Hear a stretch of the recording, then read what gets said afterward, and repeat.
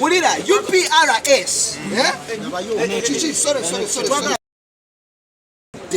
Nakera kumacha Bishop David Kiganda ngawoza nti U.P.R.S tajetaga mu kanisa abayimbi ba gospel tebalina kola ki kubeera mu bintuntu bino okitegeera ne tukeera kumacha ne tulwana mwanda abatwalwana ne wisdom kaye era nga tulwanira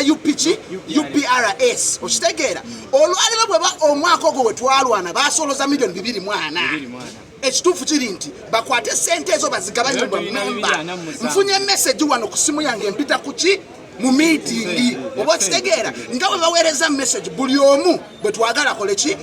oba afuna 10,000 oba afuna nusu 10,000 azifune oba kitegeera lwaki sente zino zisigala gye bali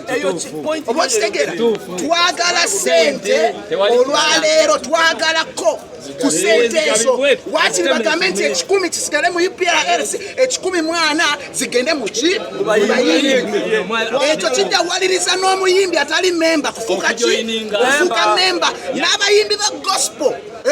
abewandiisa nabo bajagamba president waffe kyewayogera kyali kituufu oba kitegeera nze sigenda kulya emmere yaabwe sigenda kola ki nazze njagala kintu kimukuwulira nti sente zigenda gabanyizibwa mu baki mu bayimbi yes ne basoleza sente ku baasi ku street twagala sente ezo ffe tulinze meeting twagala kintu kimu omanyi Lord Bitem sikwagala abalokole mubadde mugana nnyo ekintu kya U.P.R.S era nenkirwanyisa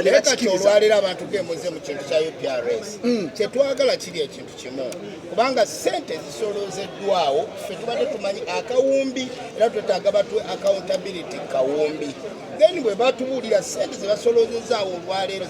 ziri milioni